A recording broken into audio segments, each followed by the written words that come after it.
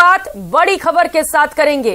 कोटा से ये बड़ी खबर है। स्टेशन रोड पर एक रेस्टोरेंट में तेज धमाके के साथ ब्लास्ट हुआ है। दिल दहलाने वाली लाइव तस्वीरें सामने आई हैं। पूरा हादसा पास ही में लगे सीसीटीवी कैमरे में कैद हो गया। तस्वीरों में आप देख सकते हैं कि किस तरह से तेज धमाके के साथ आग लगी और धमाके के साथ ही रेस्टोरेंट में रखा सामान उछलकर बाहर सड़क पर जा गिरा। धमाके की आवाज सुनकर आसपास के इलाके में हड़कंप मच गया।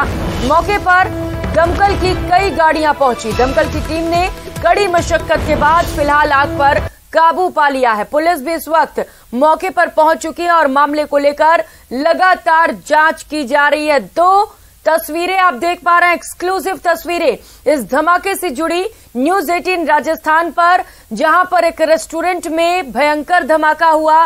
रेस्टोरेंट के अंदर जो सामान था वो सड़कों पर आकर बिखर गया। सहयोगी ओम प्रकाश हमारे साथ जुड़ चुके हैं। ओम प्रकाश, पूरी जानकारी इस धमाके को लेकर, कोई जनहानि तो नहीं हुई है?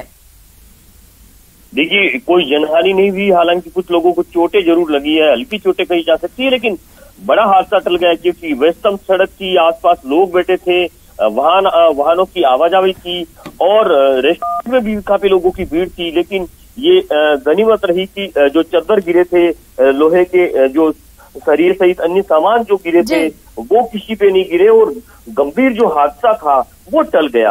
हालांकि कई नुकसान हुआ है, ये अलग बात है, लेकिन बड़ा हादसा टल गया और पूरे इलाके में हड़कंप सा मच गया। और क्या लापरवाही रही ये जानकारी जुटाने में अब पुलिस और जो अग्निशमन विभाग सहित नगर निगम की टीमें जुटी हुई है। लेकिन ये कहा जा सकता है कि कोचिंग नगरी में एक बार फिर तेज धमाका हुआ और तेज धमाके के साथ पूरे इलाके में दहशत सा फैल गया। आग लग गई। आग लगने के बाद ये कहा जा सकता है कि पूरे इलाके के जो लोग हैं मौके पे भीड़ लग गई और आप तस्वीरों में साफ देखा जा सकता है किस तरह से चद्दर सड़क पर आकर बिखर गए, जो लोहे के सरिये सहित अन्य सामान। फिलहाल बिल्कुल ओम प्रकाश, तस्वीरें हम देख पा रहे हैं, बेहद खौफनाक ये तस्वीरें हैं। भयंकर हादसा यहाँ पर हुआ। हालांकि ये बड़ी राहत की बात हुई कि कोई जनहानि नहीं हुई। बहुत शुक्रिया आपका इन तमाम जानकारियों के लिए। और रुक लेते हैं, इस बीच मिल रही एक और बड़ी खबर का। जोधपुर से ये बड़ी खबर है। वकील जुगराज चौहान हत्याकांड मामले से जुड़ी इस वक्त की ये बड़ी खबर और मामले में बड़ा अपडेट आपको बता दें। परिजनों ने चौथे दिन भी शव नहीं उठाया है। आज भी लगातार जो वकील हैं वो हड़ताल करेंगे। हाईकोर्ट और अधीनस्थ कोर्ट में भी कामकाज ठप रहेगा। आज भी वकीलों का कार्य बहिष्कार देखने को मिलेगा। तो लगातार 4 दिनों से लोग धरना प्रदर्शन कर रहे हैं। वकील जुगराज हत्याकांड से जुड़ी ये बड़ी खबर आपको बता रहे हैं। चौथे दिन भी परिजनों ने शव उठाने से इनकार कर दिया है। आरोपियों के गिरफ्तारी की मांग है, इसके साथ ही मुआवजे की भी मांग की जा रही है और इसके साथ ही जो वकील हैं वो प्रोटेक्शन एक्ट लागू किए जाने की मांग कर रहे हैं। इसी को लेकर लगातार 4 दिनों से ये धरना प्रदर्शन चल रहा है और बताया जा रहा है कि आज भी जो वकील हैं वो कार्य बहिष्कार करेंगे, हड़ताल पर रहेंगे, जिसके चलते न्यायिक कामों में बाधा देखने को मिल सकती है। जो लोग अपने काम के लिए पहुंचेंगे उन्हें भी परेशानियां हो सकती हैं। तो वकील जुगराज चौहान हत्याकांड से लेकर ये बड़ी खबर आपको बता रहे हैं, जहां पर बवाल थमने का नाम नहीं ले रहा है। लगातार समझाइश का दौर भी जारी है, लेकिन परिजन मानने को तैयार नहीं। और श्रीगंगानगर से मिल रही इस वक्त की बड़ी खबर आपको बता दें, लॉरेंस बिश्नोई के नाम से फिरौती मांगी गई है। फाइनेंसर को व्हाट्सएप कॉल से ये धमकी मिली है। व्हाट्सएप कॉल पर 60 लाख रुपए की डिमांड की गई है। पीड़ित ने स्थानीय पुलिस थाने को इसकी जानकारी दी है और फिलहाल पुलिस अब पूरे मामले को लेकर जांच में जुटी है। वहीं पुलिस द्वारा फिलहाल इस पूरे मामले को लेकर पुष्टि नहीं की गई है। तो बड़ी खबर श्रीगंगानगर से एक बार फिर से लॉरेंस बिश्नोई के नाम पर धमकी भरा फोन कॉल आया है। व्हाट्सएप कॉल कर तकरीबन 60 लाख रुपए के पैसे की डिमांड की गई है। हालांकि पुलिस ने अब इस मामले को लेकर पुष्टि नहीं की है, लेकिन पूरे मामले को लेकर जांच तेज कर दी गई है। अब सवाल यह है, लॉरेंस बिश्नोई अगर पुलिस के कब्जे में है तो फिर आखिर ये धमकियां कौन दिलवा रहा है, कौन है इसके पीछे?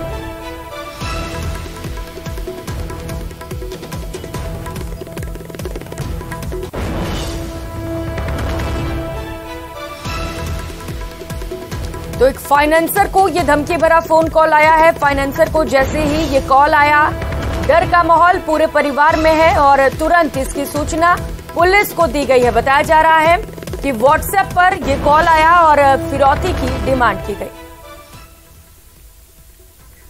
अशोक सहयोगी हमारे साथ जुड़ चुके हैं। अशोक, लॉरेंस बिश्नोई के नाम पर लगातार धमकियां मिल रही, लेकिन ये समझ नहीं आ रहा कि आखिर इसके पीछे है कौन। लॉरेंस बिश्नोई लगातार ये कह रहा है कि मैं इसके पीछे नहीं हूं। अब पुलिस किस तरीके से पूरे मामले को लेकर जांच कर रही है? देखिए प्रियंका, ये फैक्ट है कि लॉरेंस बिश्नोई या तो पुलिस कस्टडी में रहा है या जेल में रहा है, लेकिन उसके बावजूद लॉरेंस बिश्नोई के नाम से न केवल फिरौती वसूल की जा रही थी, बल्कि लोगों को धमकाया भी जा रहा था और वहां तक फायरिंग भी की जा रही थी। तो निश्चित तौर पर अभी श्रीगंगानगर के गढ़सिंहपुर क्षेत्र में भी एक व्यापारी से व्हाट्सएप कॉल के जरिए लॉरेंस बिश्नोई के नाम से ही फिरौती मांगने का मामला सामने आया है और जिसने कॉल किया उसने अपने आप को लॉरेंस बिश्नोई गैंग का ही गुर्गा बताते हुए 60 लाख रुपए की फिरौती मांगी और यदि नहीं दी गई तो उसका अंजाम भुगतने की भी धमकी दी गई है। इसके बाद में फाइनेंसर एकदम से घबरा गया और उसने स्थानीय पुलिस को सूचना दी है, जिस पर पुलिस अब पूरे मामले की पड़ताल में जुटी हुई है। जिसकी बात यह है कि जहां कल राजस्थान सहित देश के 8 जिलों के 76 ठिकानों पर एनआईए के द्वारा दबिश दी जा रही थी, वहीं देर शाम श्री गंगानगर के गढ़सिंहपुर थाना क्षेत्र में एक लॉरेंस बिश्नोई के नाम से व्हाट्सएप कॉल की जाती है फाइनेंसर को और उसे धमकी देकर उससे 60 लाख रुपए की डिमांड की जाती है। जी प्रियंका। बिल्कुल अशोक, ये चौंकाने वाली बात है। अब जांच का विषय ये है कि क्या वाकई ये लॉरेंस बिश्नोई गैंग के गुर्गे हैं या फिर कोई उनके नाम का गलत इस्तेमाल कर रहा है। बहुत शुक्रिया अशोक आपका इन तमाम जानकारियों के लिए। और पंजाब के प्रख्यात सिंगर सिद्धू मूसेवाला हत्याकांड से जुड़ी ये बड़ी खबर आपको बता दें। रंगदारी वसूलने के लिए धमकियां देने वाला गैंगस्टर रोहित गोदारा को गिरफ्तार करने की कवायद तेज कर दी गई है। जानकारी के मुताबिक डीजीपी उमेश मिश्रा के निर्देश पर डीआईजी क्राइम राहुल प्रकाश ने सीबीआई को रेड कॉर्नर नोटिस जारी करने के लिए 20 फरवरी को पत्र लिखा है, जिसमें इंटरपोल की मदद से रोहित गोदारा का पता लगाकर राजस्थान लाने की बात कही गई। डीआईजी ने 1 लाख रुपए के वांटेड रोहित गोदारा की धरपकड़ के लिए रेड कॉर्नर नोटिस जारी करवाने को लेकर यह पत्र लिखा। वहीं रोहित गोदारा के अलावा पुलिस ने लॉरेंस बिश्नोई के ही गैंग के गोल्डी बराड़ के खिलाफ भी रेड कॉर्नर नोटिस जारी करवाने के लिए प्रक्रिया शुरू कर दी है। और रुक लेते हैं, इस बीच मिल रही एक और बड़ी खबर का। भरतपुर से ये बड़ी खबर है, जुनैद और नासिर की मौत मामले से जुड़ी इस वक्त ये बड़ी खबर और बड़ा अपडेट आपको बता दें। हरियाणा के नगीना थाने में राजस्थान पुलिस पर एफआईआर दर्ज की गई है। आरोपी श्रीकांत के परिवार के आरोपों के बाद ये शिकायत दर्ज की गई और इसे लेकर मुकदमा दर्ज किया गया है। आरोपी श्रीकांत की मां दुलारी की शिकायत पर यह पूरा मामला दर्ज हुआ है।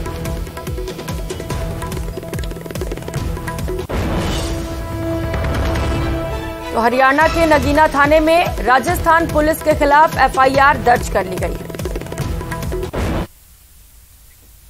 भरतपुर से खबर है, कामा विधानसभा के घाट मीका गांव में जुनैद और नासिर के साथ हुई घटना का मामला लगातार तूल पकड़ता जा रहा है। रामगढ़ क्षेत्र के समाज के लोगों ने आरोपियों की गिरफ्तारी की मांग को लेकर विरोध प्रदर्शन किया और एसडीएम को मुख्यमंत्री के नाम ज्ञापन सौंपा। ज्ञापन के माध्यम से मांग रखी गई, आरोपियों की जल्द ही गिरफ्तारी कर उन्हें कड़ी सजा दी जाए और पीड़ित परिवार को सरकार के द्वारा 1 करोड़ की आर्थिक सहायता दी जाए। वहीं उन्होंने चेतावनी भी दी है कि अगर उनकी मांगे पूरी नहीं हुई तो बड़ा आंदोलन किया जाएगा।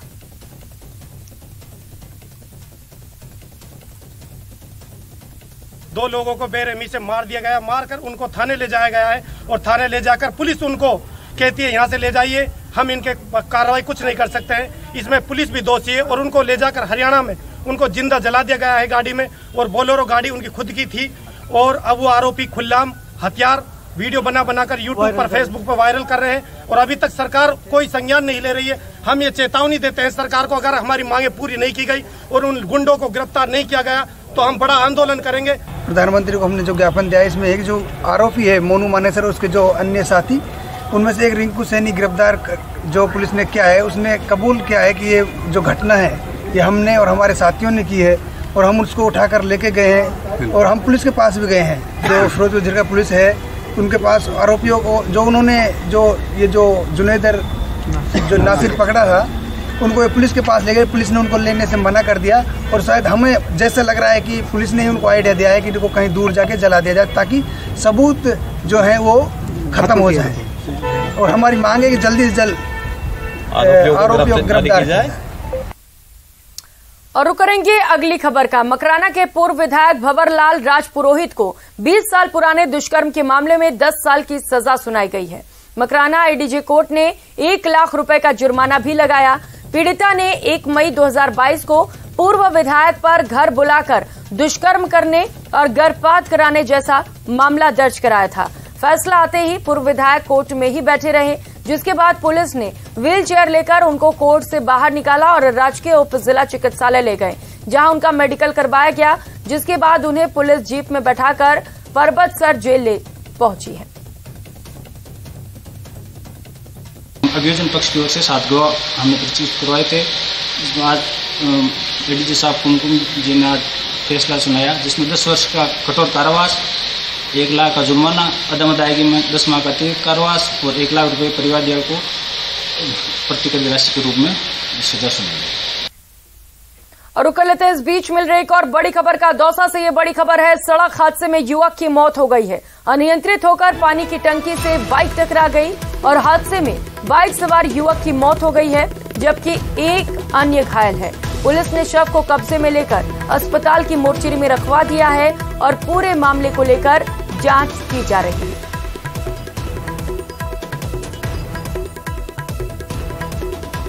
तो भीषण सड़क हादसा हुआ है। दौसा से ये बड़ी खबर आपको बता रहे हैं, जहां पर सड़क हादसे में बाइक सवार एक शख्स की मौत हो गई है, जबकि एक अन्य घायल बताया जा रहा है। पानी की टंकी से तेज रफ्तार बाइक टकराई अनियंत्रित होकर और इसके बाद ये हादसा हुआ। एक व्यक्ति की मौत हो गई है, एक अन्य की को इलाज दिया जा रहा है। और रुक लेते एक और बड़ी खबर का। दौसा से ये बड़ी खबर है। NH-21 पर भीषण सड़क हादसा हुआ है। महवा में हाईवे पर भीषण सड़क हादसा हुआ। 2 बसों में और 3 गाड़ियों में आपस में टक्कर हुई है। सूचना पर पुलिस और एम्बुलेंस मौके के लिए रवाना हो चुकी है।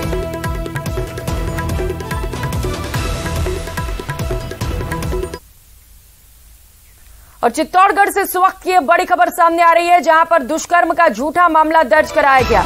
इसी मामले को लेकर कार्रवाई की गई और 50 लाख रुपए मांगने को लेकर हिस्ट्री शीटर को गिरफ्तार किया गया है। शंभूपुरा थाने में रिपोर्ट दर्ज कराई गई है। पुलिस उप अधीक्षक ने पूरे मामले पर जांच की। पुलिस ने हिस्ट्री शीटर को फिलहाल गिरफ्तार कर लिया है और मारपीट के 5 मामले दर्ज बताए जा रहे हैं इसके खिलाफ। फिलहाल पुलिस गहनता से पूछताछ में जुटी है। और खबरों में आगे बढ़ते हुए बड़ी खबर का रुख करेंगे। बजट पेश करने के 10 दिन बाद मुख्यमंत्री अशोक गहलोत ने क्रियान्विति की समीक्षा बैठक बुलाई है। अपने आखिरी बजट में शामिल योजनाओं को जल्द से जल्द धरातल पर उतारने के लिए मुख्यमंत्री अशोक गहलोत की कोशिश है। बैठक में मुख्य सचिव CS उषा शर्मा से लेकर सभी विभागों के आला अधिकारी भी मौजूद रहेंगे। आज सुबह 11 बजे सचिवालय में बैठक बुलाई गई है।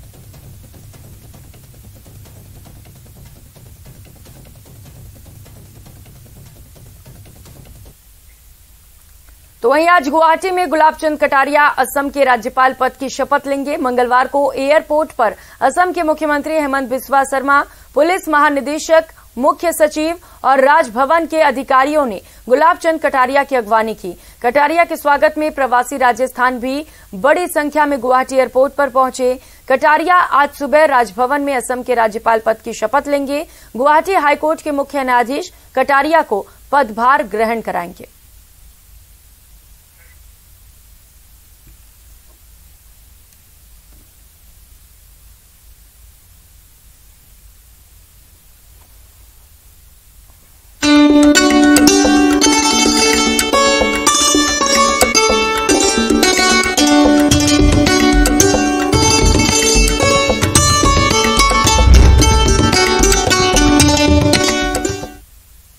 और सीकर जिले के खाटू श्याम जी का फाल्गुन लक्खी मेला आज से शुरू होगा। खाटू श्याम जी मेला 2023 में सुरक्षा के पुख्ता इंतजाम किए गए हैं। चप्पे चप्पे पर पुलिस कर्मियों और महत्वपूर्ण स्थानों पर CCTV कैमरे लगाए गए हैं। पूरा मेला परिसर 300 CCTV कैमरों की निगरानी में रहेगा। राजस्थान पुलिस के 4000 जवान और 2000 होमगार्ड भी तैनात किए गए हैं। इसके अलावा मंदिर कमेटी के निजी सुरक्षाकर्मी, होमगार्ड, ATS और SOG की टीमें भी लगाई गई हैं।